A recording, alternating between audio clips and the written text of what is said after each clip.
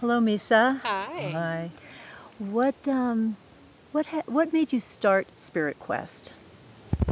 Oh, um, it was a vision that was trying to come through for a lot of years. And this was when I was working with Sacred Sound intensely, and I had a lot of students that I just felt would really benefit from being able to sit out on the mother and listen for the sacred song. And it just kept playing through me. And I had a couple of students ask me to put them out on the hill for a quest, and I said, "Well, I'm finished my training. I'm not worthy. I'm not ready." And But they asked, and that for me personally has always been a sign of paying attention. That there may be further growth, there may not, but pay attention. So I went to my elder and I sat with her, and she said, "You need to go get still, and you need to let Spirit speak to you more clearly about what you need to be doing." And I did. And the moment that I opened up that doorway, the visions came, and I understood that I had been doing my training, but because it was a unique ceremony, a song quest. So we began many years ago with our first questers, and they received their sacred songs, and it's grown since then. You know, now the experience is a little bit different because we've incorporated the traditions of the sacred feminine, and we've come to realize that the Jalagi traditions through which the song quest was given to me um, are all based in some aspect of an honoring of the sacred feminine. Okay. And so, can you tell us a little bit more about the Sacred Feminine, or what are these ceremonies about? What are you teaching at That's perfect. SpiritQuest? Well, the questing, much of the questing portion, because it came out of Song Quest, came from a matriarchal tribe. So the way that we do things here is different than one might experience in, say, a plains native experience of questing. And then we adopted the sacred path of the feminine ways, which are really an immersion in holding, learning what it means to hold. And the way that gets practiced here in camp, that is, I think, so precious to so many of us, is that we're holding each other in our suchness, you know, in our beauty and radiance, but also in the places where we feel embarrassed or we feel stuck or angry or confused. We hold it for each other. And in that holding and compassion and just knowing it's okay for you to be you, and that we respect each other and we trust that that everyone is willing, and we do hold each other in love. And when we do that, you get a chance to be accepted as you are, and in that acceptance, you become love. You remember that you are love. It's actually more accurate. So this dance occurs between you and your community, you and Mother Earth. You know, we watch how nature responds to that centeredness and love. I was sharing with you last night that I'd stubbed my toe on the path, and this little chipmunk came up and was checking my toe to make sure I was okay. And we've talked about how those aren't things you typically experience in our houses and offices. Or even notice if No, we're not in exactly. love, if we're not feeling love. So we don't even notice the things that are coming to us in love That's right. if we're not feeling that way.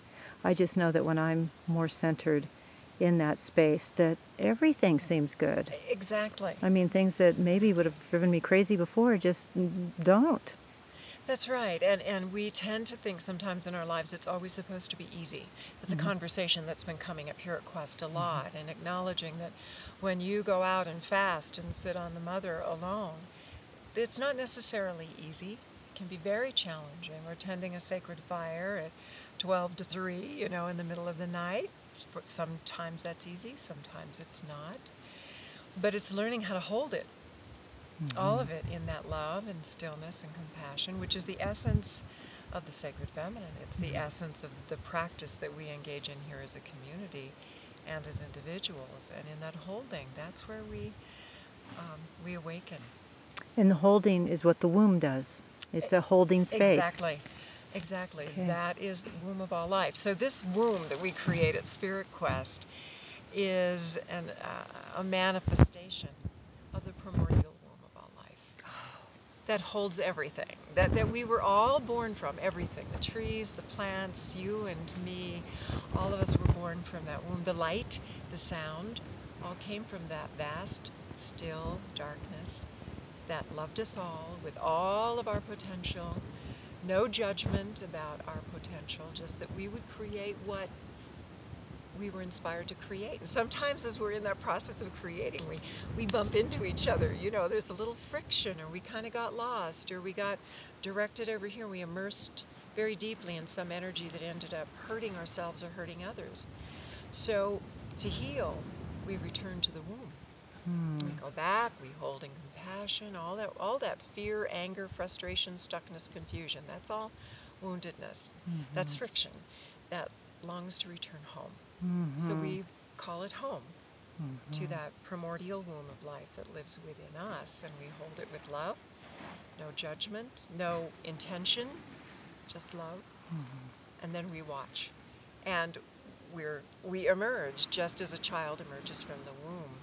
And we have really, I've noticed that the sacred feminine is almost like an ancient artifact that was put to sleep or buried for so long, and now it's time to unearth her and balance the planet. Do you think with the masculine energy? Exactly. Yeah. Well, and so much of our ceremonies are based around traditions that were lost for a long time, and now it's time. We're ready. We can hold it. So they're coming to us, and to understand what the sacred feminine really is. We talk about empowerment. We talk about femininity, and we talk about them in fairly secular terms most of the time.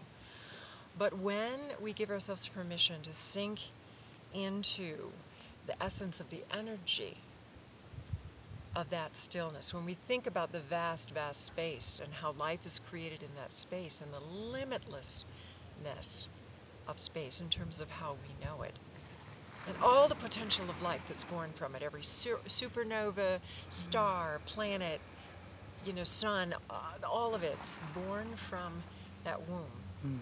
And that exists in us. We're the microcosm of that macrocosm. Right.